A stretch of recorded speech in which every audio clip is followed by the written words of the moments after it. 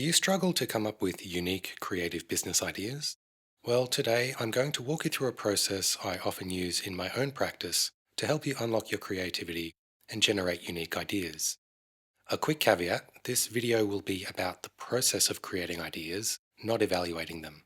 For more on that topic, you can refer to my previous video on evaluating your business ideas. So let's start by understanding how creative ideas actually work. And to do that, I'm going to break them down into two core components called dots and connections. These are the building blocks of creative ideas. Dots are reference points, which basically means they're anything that you've encountered throughout your life that left an impression on you. And to illustrate, let's take an example of a musician writing a new song. The musician would probably have been exposed to a wide variety of music at various stages of their life, some of which left a very lasting impact on them. Those specific pieces of music, and even more, the specific elements that the musician liked from each of those songs, are their reference points. Connections are the way unrelated dots or references are joined together to create new combinations. For this musician, when they're writing a new song, they most likely go back to some of those reference points and begin combining things to discover a new take on something. They might play a familiar melody on top of a much faster rhythm than the original song, and voila, a new idea has been born. There's a great video series that goes into this concept in more detail called Everything is a Remix, which I'll link to in the description below. This process of dots being connected can either happen organically, for example, a typical light bulb moment when you're experimenting, or more commonly when you're in the shower, or it can happen through the use of creative nudges, which I'll demonstrate later on in the video. There are other aspects as well, such as time and environment, but for the sake of simplicity, I'll leave those topics for a future video. Before we generate creative business ideas, we want to set the right parameters for us to work within. Otherwise, we'll risk going off endlessly into irrelevant territories. To start, we need a clearly defined problem we're attempting to solve, or a desire we're attempting to meet. You want to make sure that you've validated that this is indeed a genuine need or desire for your audience, and not a perceived one. For more on that, you can take a look at my video on validating business ideas. As a demonstration, let's say our target audience are people who want to get fit, and the problem we're trying to solve is difficulty in maintaining their fitness routine. It's also helpful at this stage to make sure your problem space isn't either too broad or too restrictive. If it's too broad, you'll lose focus on where to apply your creativity for the most impact on your audience. And if it's too restrictive, you'll struggle to generate interesting ideas. There can be multiple problems you may want to solve, and that's up to you, but for today's sake, we'll focus on solving one problem. Now that we understand how ideas work and we've defined our problem space, let's generate some creative solutions.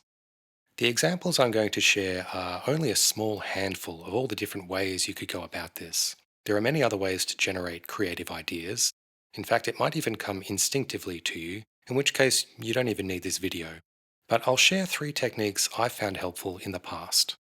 The first technique is what I'll call an analogous brand nudge, and it helps us think outside of the box by imagining how a brand other than our own would solve our problem. For this example, we're going to use the brand Netflix. The first thing we'll do is write down all of the characteristics we can think of about Netflix that we admire. For example, they have a variety of types of entertainment, they're always updating content, they recommend things based on your preferences, and they show you options based on moods and other aspects. We'll then pick a trait that seems interesting to us and use it as a prompt to solve our problem. For example, I'll pick showing options based on moods. Based on this prompt, I might come up with an idea for a fitness training application that automatically generates a routine based on my current mood. And there you have it, our first creative business idea. The second technique is called mashups, and it will help us generate new ideas by combining existing objects or items or concepts together in a seemingly random way. We'll start by writing down a list of random ideas that we can mash up together. For example, I'll write down sofa, smart speaker, and clock. You can use any type of random items that you like, and often the weirder the better. Based on my items, I'll define a creative idea by imagining how those things could work together to solve our problem. In this case, I might imagine a sofa with a built-in smart speaker that can instruct me on how to use the sofa for home workouts. And perhaps it gives me different workouts based on the time of day. Again, new idea. In this last technique, we'll use a word association exercise to lead us into some interesting places and generate an idea from there.